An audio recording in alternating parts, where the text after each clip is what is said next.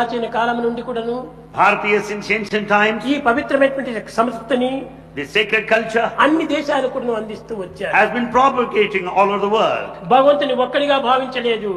It has not considered God as సహస్ర శీర్ష పురుష సహస్రాక్ష సహస్రపాద్ అనేక వేల శిరస్సులతో ఉన్నాడు భగవంతుడు. God is viewed and experienced in many. అనగా ఒక్కడే కాదు భగవంతుడు. God is not merely one. శిరస్సులంతా కూడాను భగవంతుని యొక్క శిరస్సులే. It's the manifestation of one in many. ప్రతి శిరస్సులో కూడాను భగవంతుడు ఉన్నాడు. God is present in every ఈ head. శిరస్సును ధరించినటువంటి ప్రతి హృదయం నందు కూడాను భగవంతుడు ఉన్నాడు. God is present in every heart. కనుక భగవంతుడు ఏదో ఒక చోట ఒక పూజా మందిరం లోపల ఒక చర్చ లోపల ఒక మసీదు లోపల ఒక మందిరం లోపల ఉన్నాడని భావించకూడదు. We should not restrict God to any sanctum sanctorum like a church or a temple. భగవంతుడు ఉన్నాడు. In fact, every human heart is the residence of దైవం God. మానుష రూపేణ. God is in human form. భగవంతుడు మనుష్య స్వరూపుడే.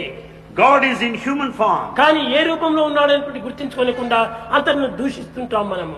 But we go on criticizing him, forgetting his true ఇతరులను form. వర్ణిస్తుంటాం కొంతమంది. We make fun of others. అప్పుడు చెప్పింది వేదము. Then Veda tells, ఎవరిని దూషిస్తున్నావు?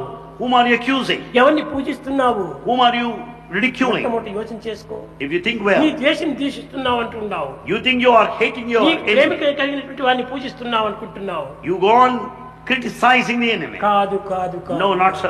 నిన్ను నీవే దూషించుకోవటము. You are criticizing నిన్ను yourself నీవే హింసించుకోవటము. and you are hurting yourself. ఆ పూజింపబడే దేవుడు నీ యందు కూడా ఉంటున్నాడు. In fact, the God whom you worship is కాబట్టి in you. ఎదుటి వాడిని దూషించినప్పుడు నిన్ను నీవు దూషించుకునేవాడే అవుతావు.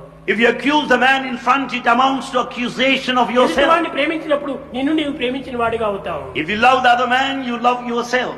కనుక ఎవరిని నీవు మనం దూషించకూడదు. Therefore, we should not అది accuse మనకే anybody. వచ్చేసేస్తుంది. So it comes back to you.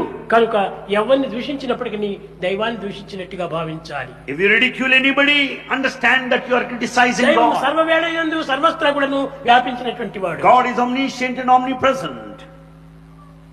సర్వజీవ నమస్కారం కేశవం ప్రతిగచ్చతే అన్నాడు. Whomsoever you salute, ఇది namaskar, it goes to ప్రధాన God. లక్ష్యము. It is the main aim and the goal. ఎవరికి ఏమండి నమస్కారం అని చెప్తే ఆ నమస్కారం ఆ వ్యక్తికి కాదు పోయేది, దైవానికి పోయి చేరుతుంది. If you respect anybody in all humility, it reaches God. సర్వజీవ తిరస్కారం కేశవం ప్రతిగచ్చతే. ఎవరిని మనం దూషించినప్పటికీ అది భగవంతుడికే పోయి చేరుతుండాలి. If you deny anybody, it amounts to total denial of the divinity.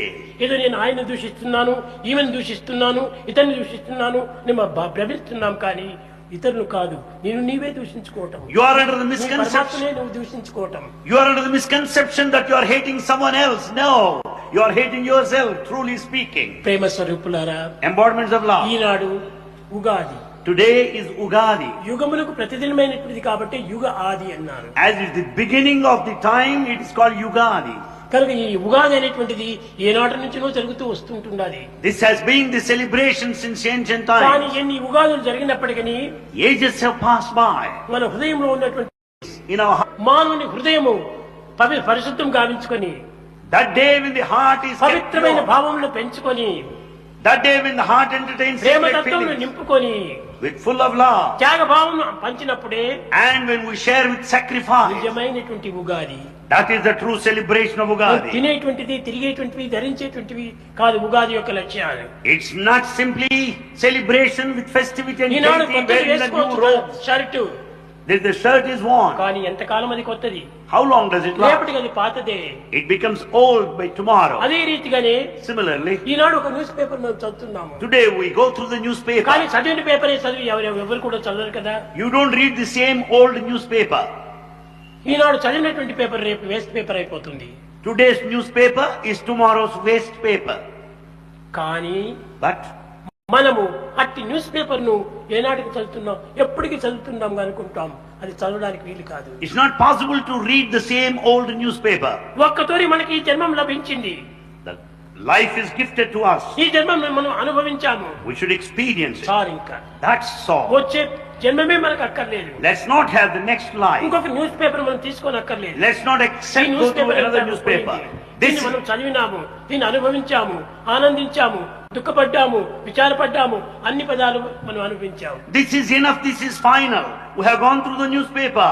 We have gone through varied experience of pleasure and pain. That is enough for the. భగవంతుడా, ఈ news paper నాకు ఈనాడు ఇచ్చావు. God, you have given me this newspaper దీనివల్ల today. అన్ని అనుభవించవలసిందంత అనుభవించాను. I went through all experiences. రెండవ news paper నాకు అక్కర్లేదు. I don't want this. రెండవ